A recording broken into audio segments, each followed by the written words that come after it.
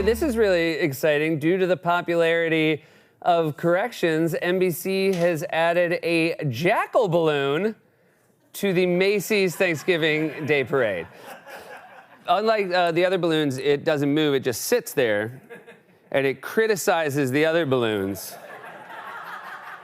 as it's got crossed arms, and so it sort of just like moves in the wind. And it's like, if that's the size of Spider-Man, that minion is way too big.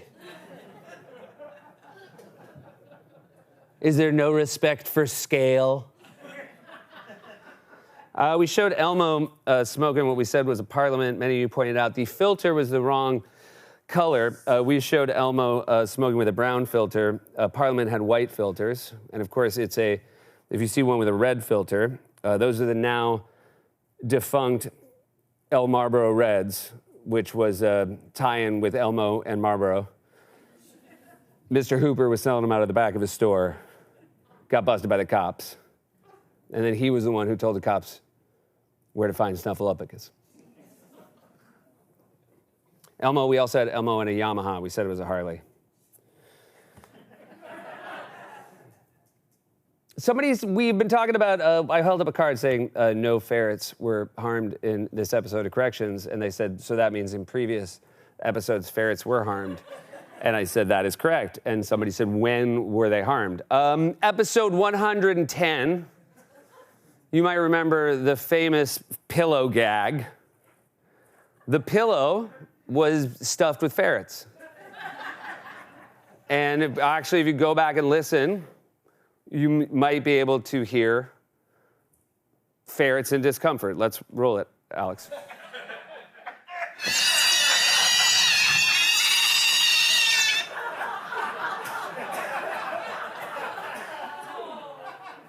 I'm kind of surprised everybody missed it.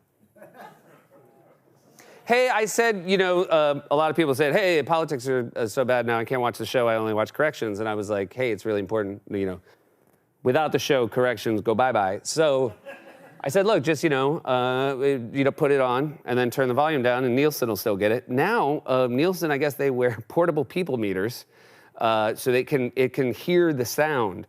So here's what you got to do now. You put on the show, jack the volume way up, noise-canceling headphones. I don't like it either, but it's important to the future of the show. Someone said my Dennis Miller impression sounds more like Bill Burr. What? That's Bill Burr. What are you guys talking about? That's Dennis Miller.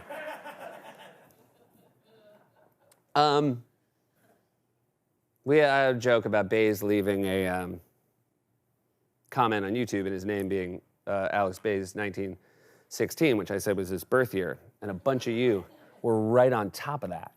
They were like, hey, wait a second. That would mean Baze is 108. And, he doesn't look 108.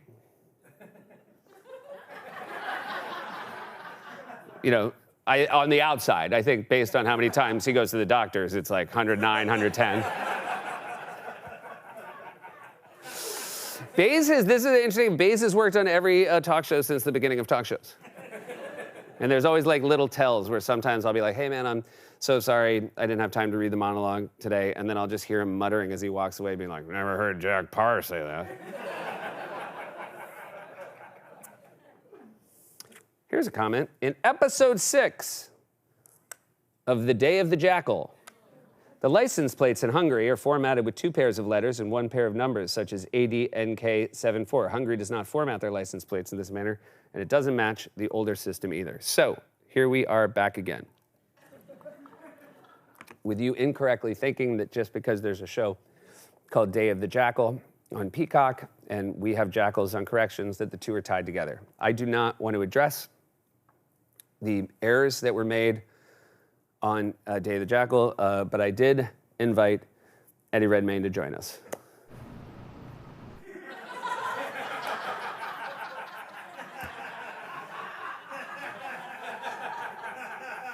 Congrats on the Jackal, it's great.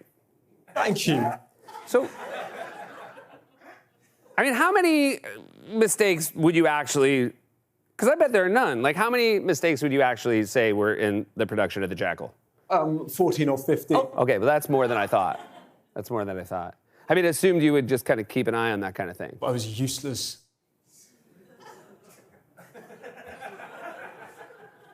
Okay, well, thanks for coming. You're Welcome.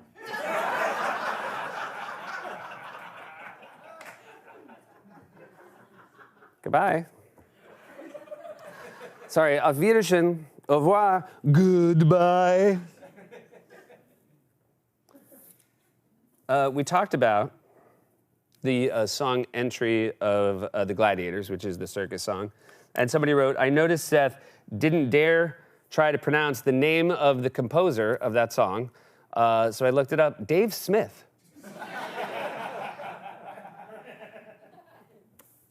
I'm joking. This is the name of the composer of that song. And I was gonna try to do the work and figure out the right way to say it, but then I was like, it doesn't. Why should I try to impress you people? Came up with a real good anagram for this name, but the brass won't let me show it.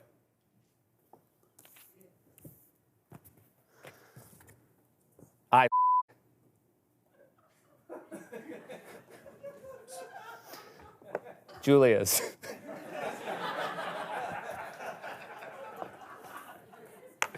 I'm pretty good at anagrams.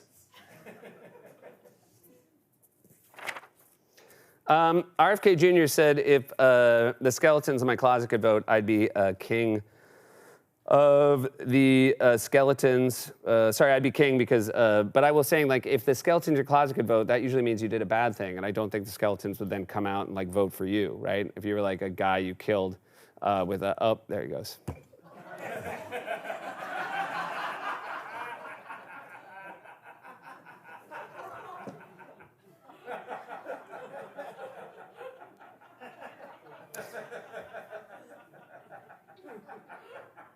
My mom brought my Dracula.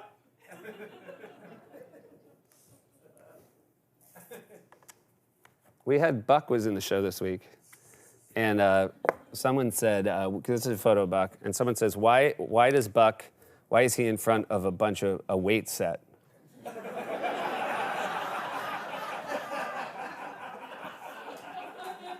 Well, this isn't actually, like, this is an interesting fact about television and how it works. Buck is jacked. Buck is secretly jacked, and he's just, like, doing curls all day long, and he's just kind of, like, when things get dicey with security, like, whenever it's, like John and Jim are like, get Buck, and then Buck usually, he's an unassuming guy, so, like, there's a lot of, like, you know, the tough guys will be roughing somebody up in the lobby at 30 Rock, and, you know, he'll walk over and he's like, hello, gentlemen. And then, and they, like, turn around and they're like, who are you supposed to be? And he's like, I'm Buck.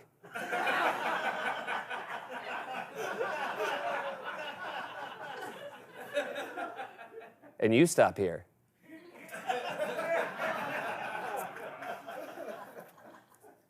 Tried to switch up my look. You know, every now and then you want to take a swing. And I was like, you know what, I'm going to try a new outfit. And I got, you know, I was backstage and I was in my outfit and I was getting a lot of nice feedback from people.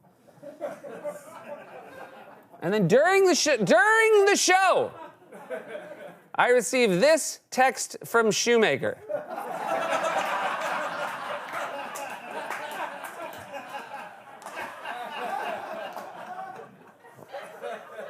That was a pretty big laugh when I showed it, but it would have been even bigger if he hadn't already shown everybody. Saw him after the show, he's like,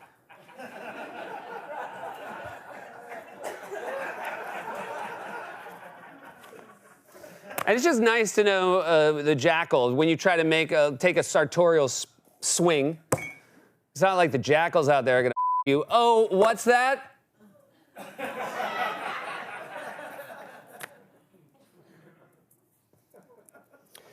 Somebody said you can have elective monarchies. See Poland, 16th to 18th centuries. And I took that to heart, and I don't know much about it. And so I went to one of our local universities, and I found a Polish history professor. Unfortunately, why are you laughing?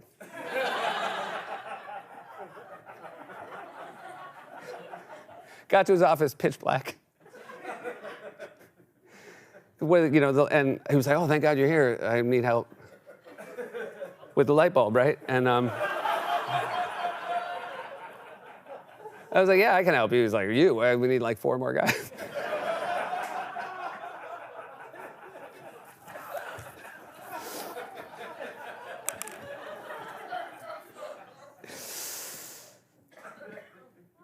How familiar are you guys with the rule of 3s? So anyway, the ferrets. A bunch of people said, I know what ferrets look like. Those are weasels. And so obviously we'd be shocked if there was a weasel amongst the ferrets. Fortunately, we do know how to basically suss out whether we have a weasel amongst us. And we're going to play Pop Goes the Weasel. And then obviously, by the way, Pop Goes the Weasel, also written by a Czech composer. And again, I'm not going to even try it.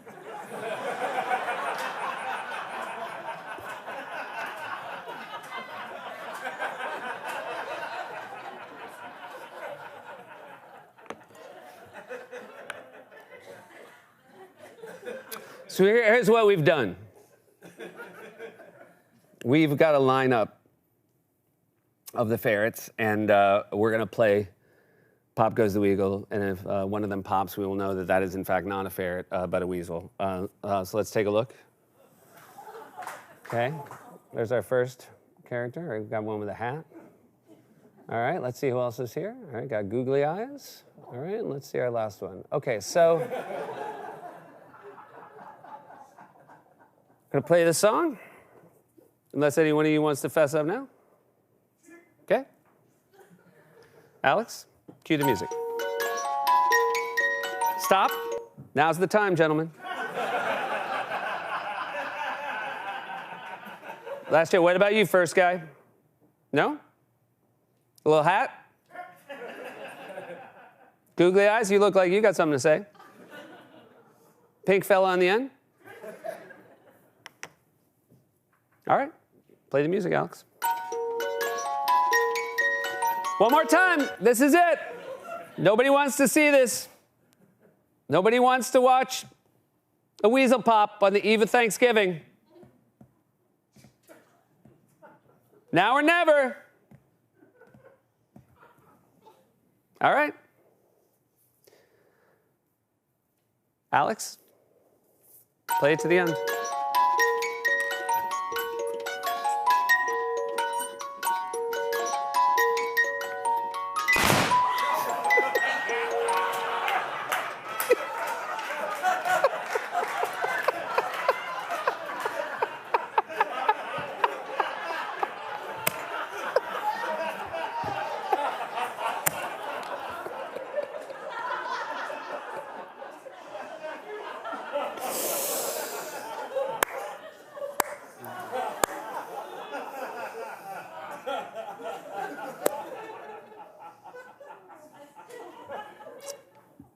See me in 2 weeks.